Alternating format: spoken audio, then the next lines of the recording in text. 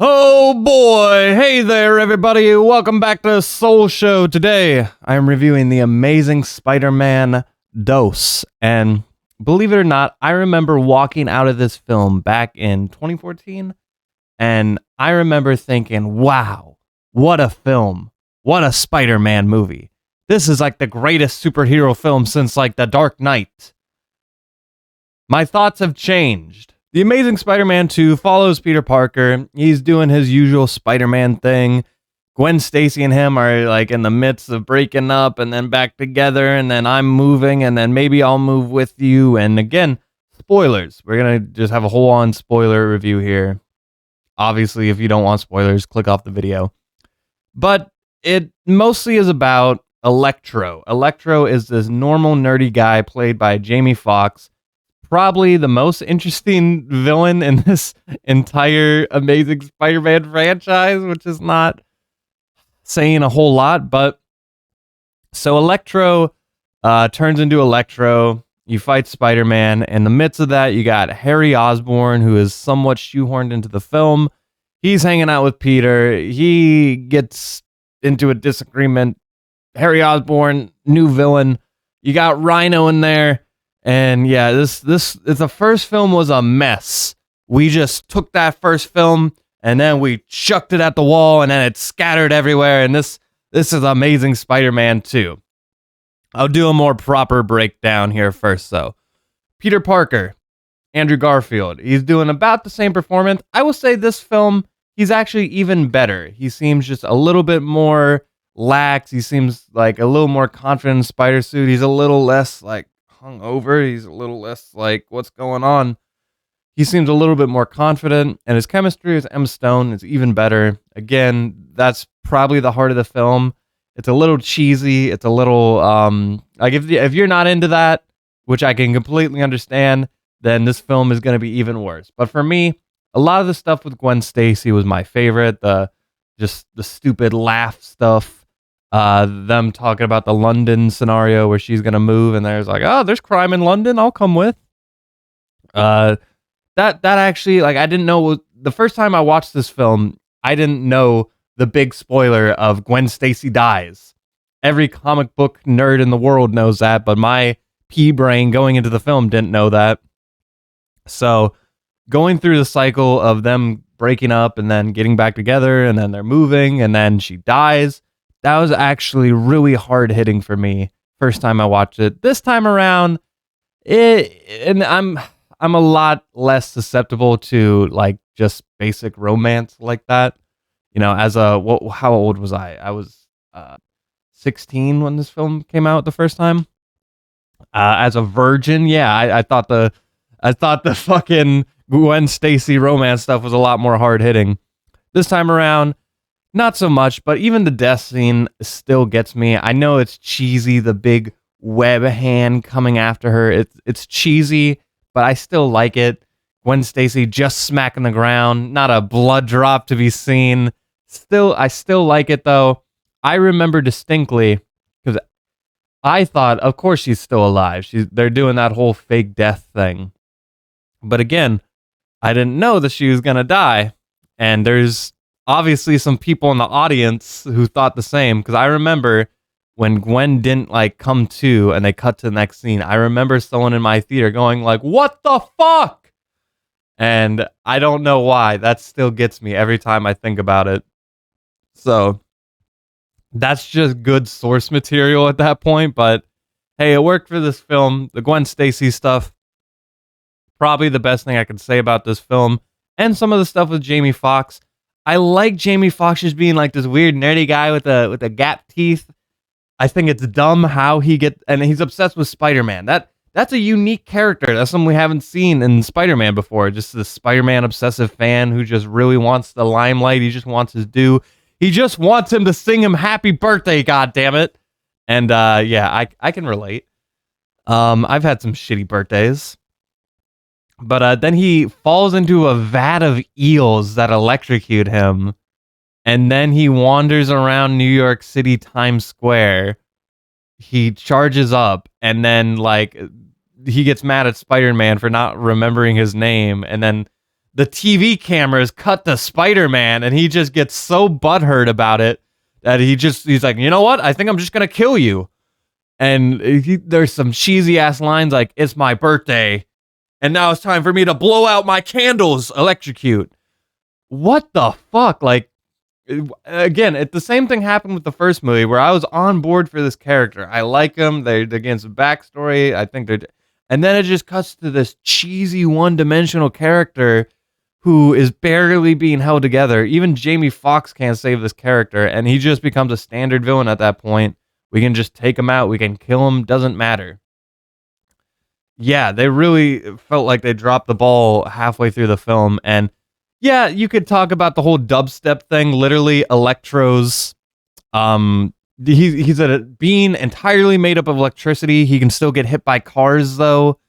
Stuff like that. It's a little weird. He still has a body, but then he like can literally be electricity. Like he goes into a thing, like just an electrical grid. It's a little weird, but you know, it's Spider-Man. I will accept it. Maybe it's like, you know, when dolphins have to come up for air, like, you know, he has to come up to his natural body every so often. I don't know. He has a dubstep soundtrack whenever he fights, and I actually kind of like it. I'm sorry. It's dumb. It plays the Itsy Bitsy Spider song, and Spider-Man reacts to it. I don't know why. It got a smile out of me. I crackled. And the soundtrack, I know what you can say about this film. I like a lot of parts about the soundtrack, actually. The It's On Again with Alicia Keys and Kendrick Lamar. I've played that song like 15 times since I rewatched this film. I like it. It's on again. Whoa. Then we'll talk about Harry Osborn. So, I think the reason I was really hyped about Harry is I really love the film Chronicle. I forget his name now, but yeah, the kid from Chronicle plays Harry Osborn in this film, and I was all about it, man. I was like, hell yeah. And they kind of dropped the ball with him. The performance is already sketch, but like, how could the performance be good when first off, they just shoehorn this friendship. It's random fucking poor Peter Parker and Harry Osborn, who hasn't even like been around for like a decade or something. And they're just like, old buddy, how's it going? And then they're like skipping rocks. It's kind of dumb. And then it's like, yeah, my dad's dead. Yep. Mm-hmm. And then we find out that Harry's dying, even though his dad died when he's like an elderly man, but Harry's going to die of the same disease when he's in his 20s within the span of like a week or two. And so he needs Spider-Man's blood because it has regen powers. But Peter Parker, he's like, I don't know what it will do to you, man. Even though later in the film he gets confirmation that it will kill him, but he doesn't know that at first. So at first he's just like, I don't know. I don't think that's a good idea. I don't really care about saving you that much. But Harry is like, you know Spider-Man. I know you do. You can get me in contact with Spider-Man. Even though they really haven't set up the whole Daily Bugle photography thing in these films. He like sends an email to him, but we don't see anyone from the Daily Bugle. We don't talk to J.K. Simmons or J. Jonah Jameson. Nobody. And the pictures aren't like these detailed photos or anything. He like takes a photo way far away and it just is Peter Parker, and it's like, what? Like, how is this like one of the central plot points? Like, it really feels like we're piggybacking off of the Sam Raimi storyline when you're doing that, because not everyone, like, let's say you didn't see the original trilogy, you'd be like, what? How would Peter Parker know Spider-Man? At this point, why doesn't everyone just walk up to fucking Peter Parker and be like, hey, you know Spider-Man? So yeah, Harry Osborn like becomes the leader of his company, and then they get rid of him, and then he like breaks into Electro's lair. He beats up like a couple security guards, and then suddenly he's hanging out with Electro, and he's like, let's team up. And I remember that being so badass the first time I watched this, when Harry Osborn is like interrogating that guy with Electro at his side, and they're, you know, taking the town. I really thought that was badass. And this time around, not so much, but I still think that was a pretty cool scene. Harry as this kind of smarmy bad guy with with a chip on his shoulder and like with a leather jacket and stuff. I like that stuff. I think that's not so bad. But right after that, he gets the venom. He just starts deforming. I guess he gets powers of some sort, or he becomes a mutant. His teeth rot, and he just for some reason he just crawls over to the glider. Like they just have a room with all this tech. They have like the Doc Ock arms and all this shit. And I think they were trying to set up the Sinister Six, and if that's how they were doing it, that is weak. But yeah, he's just crawling over to the Green Goblin glider, and he just becomes Green Goblin Jr.